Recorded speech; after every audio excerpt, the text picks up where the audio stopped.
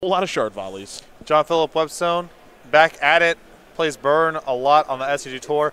4 main deck shard volleys yet again. Love it. It's all 4 ofs, right? His deck? Yes, all 4 ofs, 20 lands. Love it. Shard Love it, volley love it, love it. plays very well with Inspiring Advantage.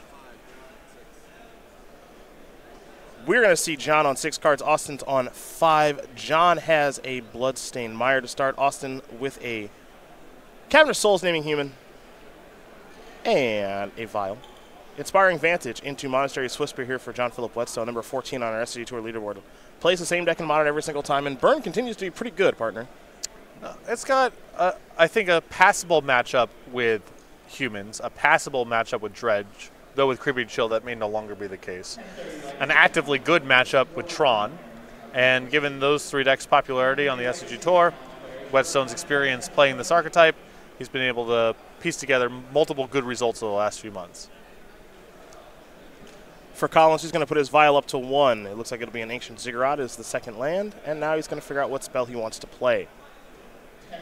Austin Collins with already multiple SCG Tour invitational top 8s. Pretty impressive for a player at such a young age as he'll deploy a Meddling Mage, and we'll see what he wants to name with this. I imagine this will be on Searing Blaze. With Whetstone not doing anything with the fetch land, and it's the best card in the matchup. He's going to go with Lightning Bolt here with the Meddling Mage. And he will simply pass the turn back. No 1-drop to put through the Vial just yet. As we'll head back over to Whetstone. Yeah, I think that I would have preferred there for a name of Searing Blaze, though I don't know exactly what Collins' hand is like or what he's playing around. One, because Searing Blaze is so bad right now for Collins, should Whetstone have it.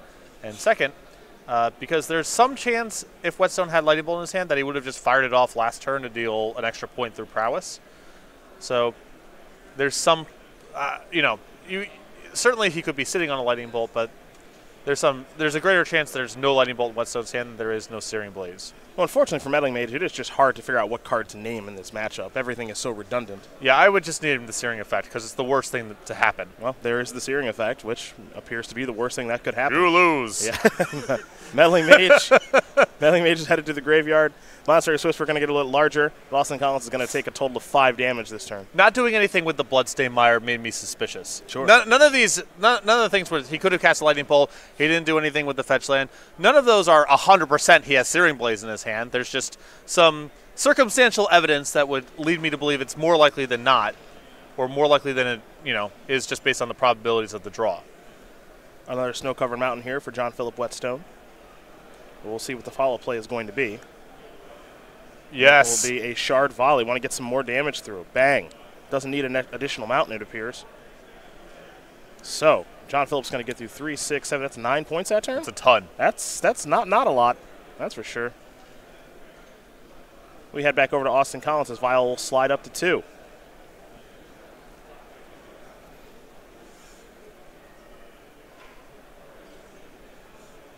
You've played humans. A bit. You know what happens when they're casting Searing Blaze. It's not my favorite. It's not good. It's not my favorite. It's not good. Taking a damage from Horizon Canopy, also not my favorite, but you got to do what you got to do. Mantis Rider will join the fray. Looks like it'll be a Thaya's Lieutenant. Make the Mantis Rider a little bit larger. 4 toughness is ideal for the Mantis Rider. Makes it so it can't be bolted or Searing Blazed away. And now here's the plan. Fly in the sky, and hopefully this Monastery Swiftspear doesn't deal any more relevant points of damage. Wouldn't be surprised to see a chump block be made here with that Thaya's Lieutenant. And actually, we're not going to see any attacks at all. And leads me to believe perhaps that John Phillip Whetstone's hand is not particularly good. Well, he can't really make an attack here with just even 2 spells he can't make an attack with. So his hand could still be a lot of really good burn spells. There's just, no way for him to make a good attack. At this stage of the game, it's not like he would go, attack you with Swiftspear and bolt your Mantis Rider to finish it off. Mm-hmm. Collins is low enough and his clock is slow enough that if Whetstone has burn in his hand, it's all going to Collins' face. Well, Austin Collins is going to start his turn by drawing a card, and then he will sacrifice his Horizon Canopy to draw another card.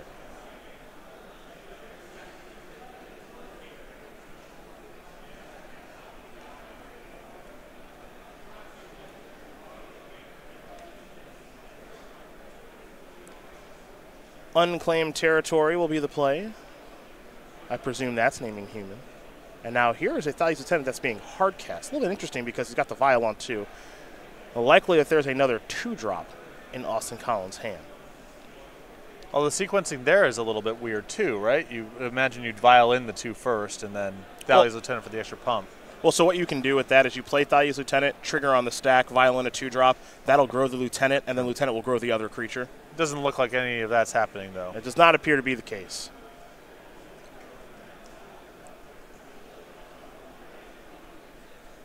Got to send both here, I think. If Whetstone's hand is 2 instant speed burn spells to pump the Swift Spear to a 3/4 and eat your Lieutenant, you're not winning anyway. No, you're not. I like this attack quite a bit. 5/5 Mana Strider in the air, 3/3 Thalia's Lieutenant on the ground. Here they come.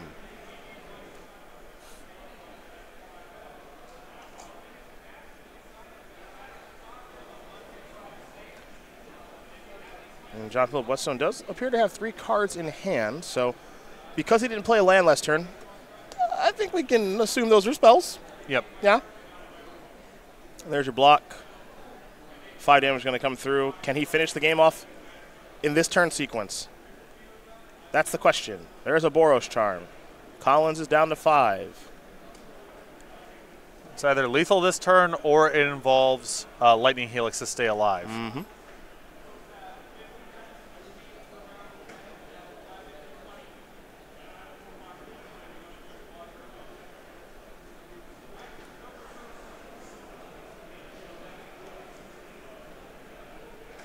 Eidolon is not what the doctor ordered.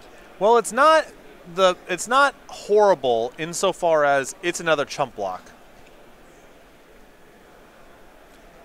Well, I say to that, Austin Collins can attack for 5 in the air, puts you down to 4. Whetstone needs 2 spells to win. Sure. So he may have just locked himself. Here's a Militia Bugler. Trigger, trigger.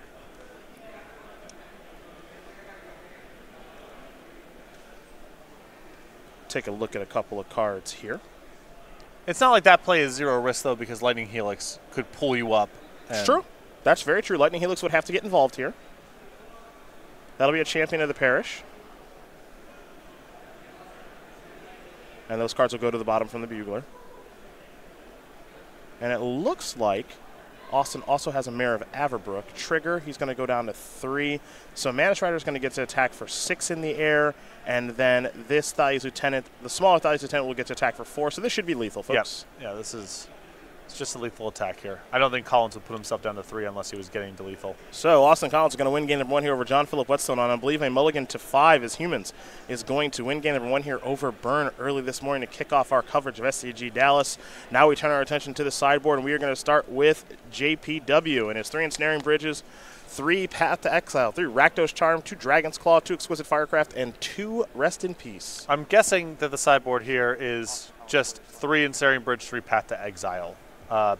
He's got, 4 Eidolons. I think that you should definitely cut matchup where they have Aether Vial, and you can easily get away with getting 2 Shard Volleys or 2 Boros Charms out of the deck.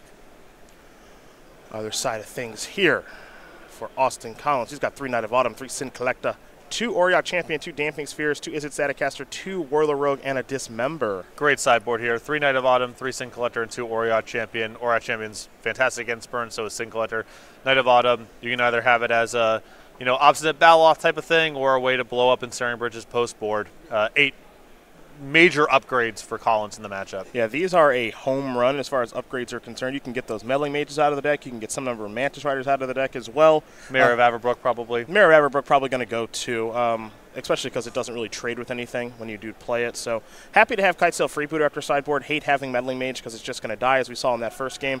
Probably side out those Militia Buglers as well because you don't want to be too heavy on 3s. So he's got 8 great cards to bring in, 8 pretty easy cards to sideboard out. And we'll see John Phillip Whetstone on the play here for game number 2 in just a moment. But in the meantime, we're going to talk about the StarCityGames.com weekly sale where you can save up to 50% off of select full art lanes. Yeah, you can head over to go.starcitygames.com/weekly sale and see what's on sale.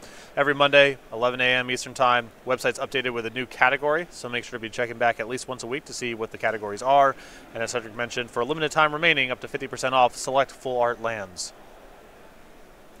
So we get ready here for game number 2 between Austin Collins, number 4 on our SCU Tour leaderboard, and John Phillip Whetstone for the 15-year-old from Kansas City, Missouri. He's got 2 open top 8s. He's also got those 2 invitational top 8s. He loves himself some competitive Overwatch and has a 65% win rate with Reinhardt. I imagine that's impressive. I never got around to playing Overwatch. I want to, though. He's a sophomore in public high school and a rap fanatic. This is your boy right here, I guess. I don't know if I would describe myself as a rap fanatic. You celebrate the catalog. Yeah. But, I mean, it's all stuff that's well before Austin Collins was born. Well, this is true. Yeah, I don't know. But maybe he knows it. Yeah, I don't know. Maybe he knows some of those. What's some old school stuff you enjoy? The Wu-Tang Clan? Is that a thing? That's very high on my list. Okay, there you go. What if he just knows all the Wu-Tang Clan songs? Be surprised. Yeah. But impressed. Be pretty great if that were true. This guy's purple tape copy or whatever. I don't know what that is. Is that an album? Purple tape? Yeah, only built for Cuban links. I don't know what that released. Dude, that guy's wearing a Cactus Jack shirt. You have to be excited about that. We're seeing we got some great people walking by here. Are you looking up these albums now? I'm trying to give you You know I've been listening to Red by Taylor Swift for 3 straight weeks. You think I know anything about the Wu-Tang Clan? When only built for Cuban links, Raekwon's solo album dropped. It was released on a cassette tape, as that was the era. That was the medium. And the tape was purple, which okay. was stand out because most tapes were just black. Just black, yeah. Because they're the coolest people who have ever lived, and they just did stuff like that. Okay. All right. How was that? I want to say how was that album, but how was that? It's an all-time great, perhaps my favorite album, front to back. Wow. I don't know. Liquid Swords is also incredible. Liquid Swords? Yeah. Who's that by? Jizza. I mean, but all the Wu-Tang people, all appear on tracks or whatever, but it's like his solo album. Oh. They sort of broke the mold, just having albums that were sort of narratively driven, that were stylistic, not just a collection of songs, but like trying to set a tone and a mood. Minimalist production. I see. All geniuses. That's true. I do know that. And if Austin Collins knows their catalog, that would be really impressive. Might have a little chit chat with him. Yeah, if he's just into a bunch of the whiny SoundCloud rapper stuff, then I'm not super interested. Drake? That's a different thing. How does Drake rank for you? He has slowly but surely grown on me. I think he needs to stay in his lane a little bit. All the tracks where he's talking about like being tough or intimating that, he is involved in organized crime and drug trafficking. That stuff makes me giggle. Sure. That makes me laugh. But, he's got, some of his tracks are sweet. I think Drake has slowly just knocked everyone into submission because he releases so much stuff that people are like, fine, you're fine. Yeah, and it's fun. You're fine. You got it. Like I said, my critiques of him are when I think that he doesn't really stay in his lane. I see. Well, we're going to go to John Phillip Whetstone, who apparently Drake lint rolled his pants at a Lakers game. Yeah, it's great. That's actually great. I mean, if you're going to be you all the way. Here's a vial. Collins is going to fall down to 16 here after that spike plus the canopy activation. Good news for Whetstone here with Collins opening up on a Horizon canopy. If he plays really slowly and only plays through the vial, that's good for Whetstone. If he's actually tapping it for mana every turn, that's really good too.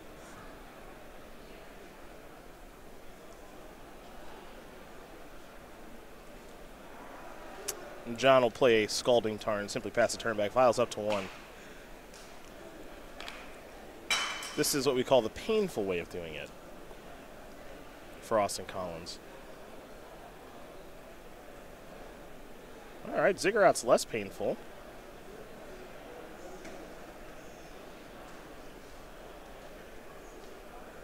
And he does have some ways to gain life after sideboard with those Knight of Autumns. But he's just going to pass the turn back. And Whetstone's build of Burn, 0 copies of Skullcrack in the 75. Good. And he's leaning really heavily on Ensnaring Bridge post-board. So Knight of Autumn is a good one. as good as it can get. It's a good one. Also blows up Eidolon. If those are still in his deck. I think those are the first cards I sideboard out in this matchup. If they play a Vial, you're just dead. And it's not even good if they don't play a Vial. I like it on the play. I hate it on the draw. I mean, if you go turn 2 Eidolon and they go turn 2 Oriat Champion, it's like, okay. Oh, well, we're done. Yeah. We're done. That's probably it. Here's some Swift Spears. Vial up to 2s. Collins will fall down to 10. I mean, this is what I sort of mentioned earlier. If Collins is playing slow through the Vial, that's really good through Whetstone. And if he's tapping the Horizon Canopy to develop his board, that's really good as well. Looks like Austin drew another Ancient Ziggurat, so where do we go from here?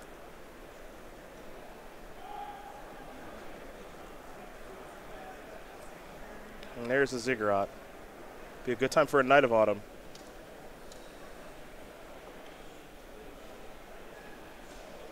Could certainly use some life.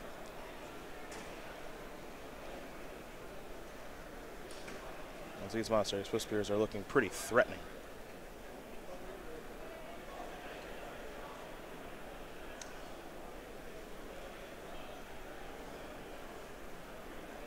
Do you know that Collins has at least one copy of Thalia's Lieutenant in hand?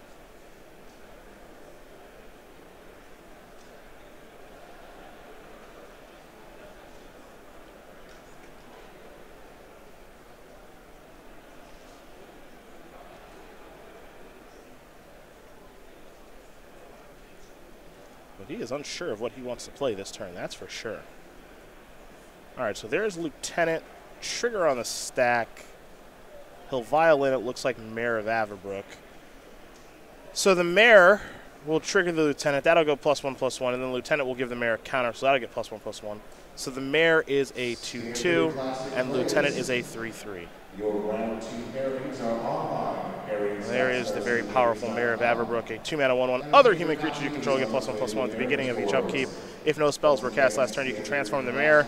And we will get to the Howl Pack Alpha, where it is a 3/3. Other werewolf and wolf creatures you control get +1/+1. You get to make some wolves on the end step, all that jazz. That part doesn't come up very often, though. Really rough here for Collins that Whetstone has missed a land drop, and beating spells from this point is going to be challenging unless he draws some of his sideboard cards. Perhaps the hope is that John Phillip Whetstone can only play 1 spell per turn, though that does not appear to be the case. You see that John Phillip does have a copy of Lightning Helix in hand. And here come the Swifties. I mean, if you're going to block, you got to block both. It's bad for you if he has any spell, but there's no way to really manage that. I suppose you can just put even if you put the Lieutenant in front of 1, if he has a removal spell for your Mayor, it's the same spot. Yep. So you might as well save if you're going to block, it's either block neither, which I don't think is tenable because you're so likely to die. And if you're not willing to do that, then you got to block both. It's bad for you if he has anything, but you at least save yourself some points. Well, that's that. All right, well, no blocks, I guess. no blocks will end the game. So, John Phillip Whetstone will play a Shard Volley and a Lightning Bolt. Those Swift Spears will turn into 3 power creatures. That's 3, 6, 9, 12 points of damage. And John Phillip Whetstone's going to win game number 2 here over Austin Collins. Burn and Humans are going to get ready for a third and final one. For Collins, he will be on the play this go-around. So, those Knight of Autumn, those Sid Collectors, those Oriat Champions, they are much better on the play than they are on the draw. And for John Phillip Whetstone, I am curious to see if we'll see the bridges and the paths in the deck. We didn't see anything there. And I think it's not out of the question for him to just not sideboard anything. No. I think play versus draw in this matchup is, if you assume from the burn side that the 4 Eidolons are the first thing to go, it looks like he has 6 good cards to bring in. I think on the play, I'm more inclined to cut one of the spells. On the draw, the cards 5 and 6, I think, are more likely to be something like Goblin Guide, where you just want to turn into a burn deck. Trying to connect with your creatures in combat is really hard. You have ensnaring bridges that make you want to de-emphasize the creatures anyway. So that's a swap that I like. That's a play-draw swap I make in this matchup frequently, is cut a couple spells when you're on the play and cut a couple creatures when you're on the draw. Well, These players shuffling up, getting ready for G3, so we're going to talk about SCG Game Night very quickly. It is a very popular promotion. Thanks to all of our wonderful retailers and players for playing in it. We got some fun stuff here to round out 2018. Yeah, you can head over to go.scgames.com/game night to find out more information about Game Night and find the Game Night closest to you. We have our remaining kits to show off here in October, which is now head of the class, and then to round out the year in November, Rise from the Nashes, and then in December, Bramblehopper Elite. You can head over again to go.starcitygames.com/game night, find the Game Night closest to you, and stores if you want to get signed up for Game Night, have these kits with these pins and tokens sent to you monthly. Contact your Star City Games in-store play representative. Collins and Whetstone taking a look at the opening hands here. Again, Gosson will be on the play. 2 invitational top 8s for the 15-year-old on your left from Kansas City, Missouri. Probably pretty happy to be a Chiefs fan right now, too. It's not bad. Pretty good squad out there. It's not a bad time. An ancient Ziggurat to start things off. No one drop here for Austin Collins, unfortunately for him. For John Phillip Whetstone, it's a falling down to 18 via Sacred Foundry, and he certainly has a one drop, and it'll be a Lava Spike. Hiya! I do not mind keeping hands with no one drops on the play from the human side post board because your sideboard cards are all so good. Any hand containing, maybe not Sin Collector, but Auriok Champion or Knight of Autumn, I think you can keep if they're castable. I do agree. I do agree. And Thalia doesn't hurt either. This one will gum things up here for John Phillip Whetstone, especially if he's just on a one-lander. But Thalia's great because that means no searing effect to worry about on turn number 2. And things are going really well for Austin Collins. He's able to play a third land, Sin Collector, and take the searing effect from John Phillip Whetstone's hand. For now, John Phillip will just pass the turn back over to Austin. Austin will draw a card.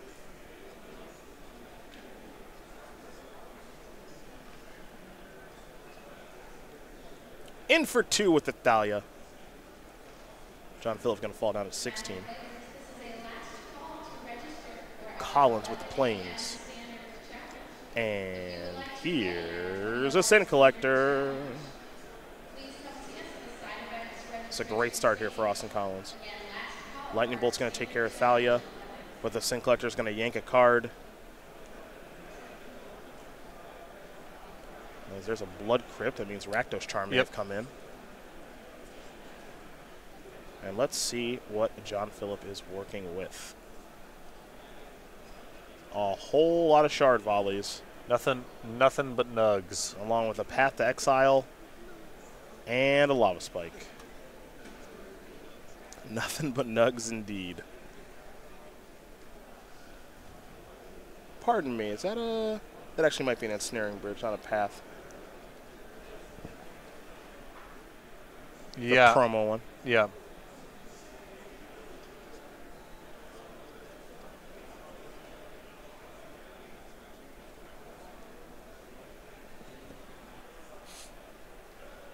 I mean, I guess it's just Lava Spike, right? Yeah, I mean, the Shard Volleys are... You don't do a whole lot taking the third one. No, no. Kind of want you to cast them both. So, yeah, spikes away.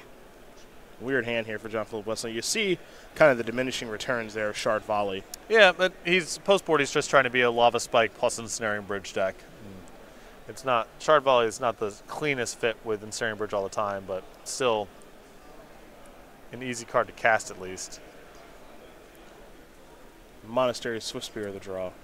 This is also the challenge when you get into the 3-color territory, when you have a splash like Whetstone has, along with Shard Volley, is you get into awkward spots where, you know, if you Shard Volley here and you blow up the Blood Crypt, then your black spells are cut off for forever. And if you blow up your Sacred Foundry, you may cut yourself off of white for a long time, and you have a variety of white cards in the deck. I kind of wanted to block that Swiftspear, by the way. Not if you have an Auriok Champion. This makes... No, I actually like blocking it more. How come? So you block this... So you block it with... You know that your opponent didn't draw land. They have 3 Shard Volleys in their hand. So you block the Swiftspear with the Sin Collector. Are you going to Shard Volley me? Down to 1 land? No. Okay, so then we just trade our things. That's fine.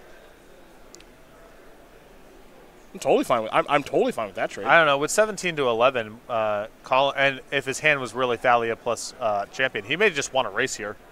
Fair. Because if he doesn't have an answer to the ensnaring bridge, and it's maybe it jams him up a little bit and gives Whetstone a lot of time, I want to attack him while Whetstone can't enable the ensnaring bridge. There's an unclaimed territory. I agree on the surface. Yeah, like trade your if he wants to shard volley, cool, and if you trade 1 for 1, that looks good too. But I think I like Collins' line of trying to race a little bit here, given what his leftovers were.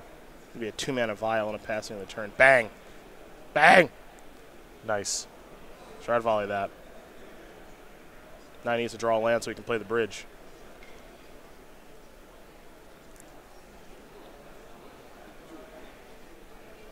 Some spots where we got champions really good. Here's a Searing Blaze for a 1. Down goes the Sin Collector. In for 2 with the Swift Spear. We'll go back to Austin. Vial's going to go up to 1. He's drawn quite a few lands this game, none of them Horizon Canopies.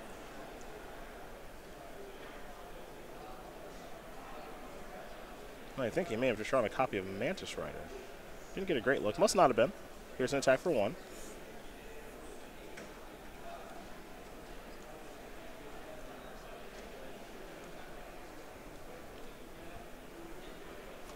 See what the follow-up is here. It'll be a Kite Sail Freebooter. Gimme bridge. Gimme bridge. You got to shard volley that away, which means you're farther away from bridge. At least as things currently stand. It's not the smoothest fit, I gotta say. No. You're seeing a few of the problems. Yeah, I have some structural issues with the way that Whetstone's deck is set up. I think that if you want to do the shard volley thing, I'm down to play a couple copies. Even if you want to play 4. I think your sideboard needs to be more searing effects and not ensnaring bridge, because it's just too hard to do all of this. They're just counterintuitive.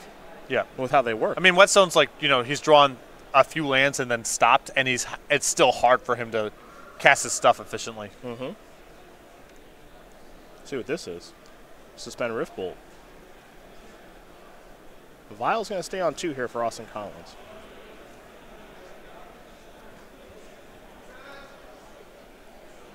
Pass the turn back. All right, going to go Rift Bolting. Whetstone really needs a path. If he draws a path and can get this Oriot Champion off the battlefield, I think the game could very quickly swing to his favor, but he sort of can't do anything while that card's hanging out. There's the bridge.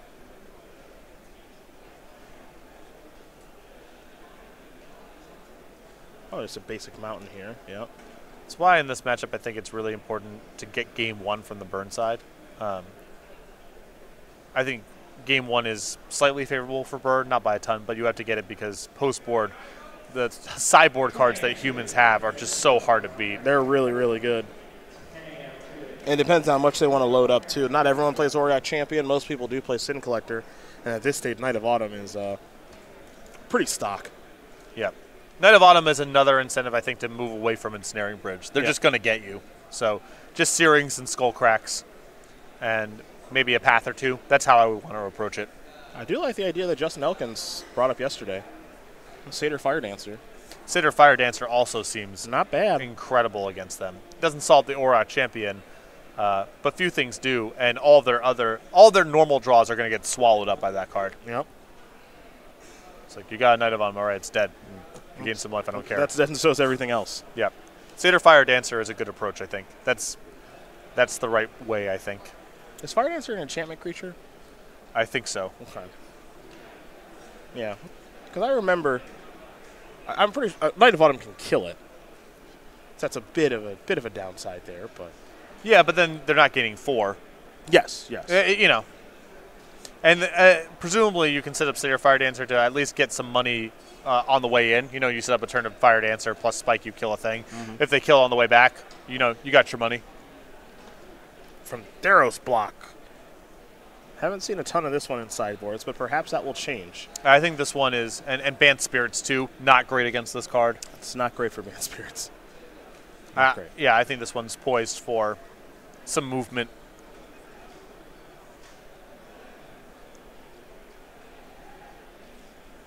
I mean, if your post-board philosophy with burn in a lot of the creature matchups, and it's mine, is I can't manage the game. My creatures just suck. I can't manage the game that way.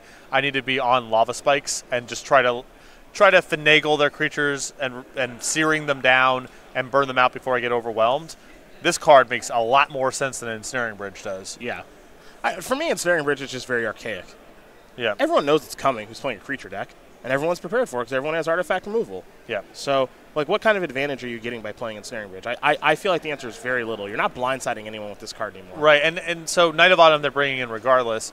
A lot of people bring in some amount of naturalized stuff against you because you have Eidolon and sometimes Shrine of Burning Rage post board. So people are already in a headspace of, I'll have a naturalize or two effect against them. Maybe they don't have a million targets, but it's good enough to bring in. And your Ensnaring Bridge gets caught up in that too.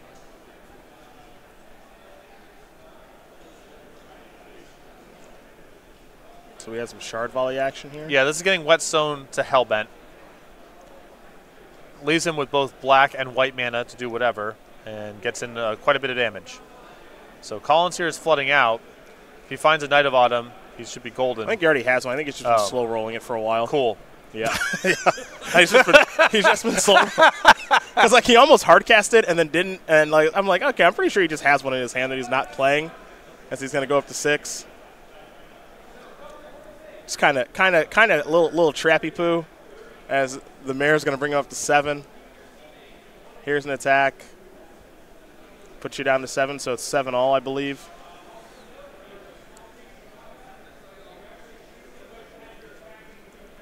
Because that Auriok champion is a human, so the mayor does pump up the jam.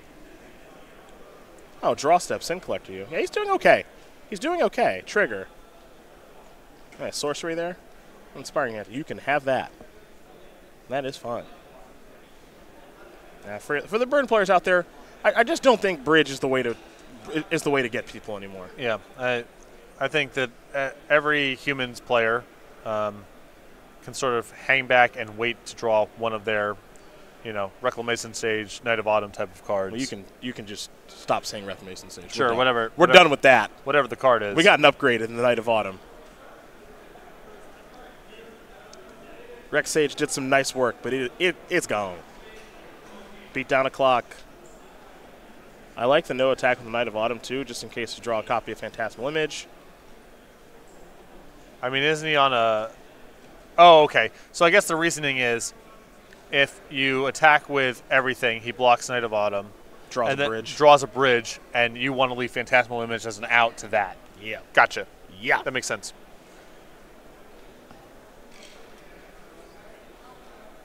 Austin Collins seeing the angles and happy to play them. This will be an attack for 6, by the way. 3 from the Howlpack Alpha, 2 from the Sin Collector, 1 from the Auriok Champion.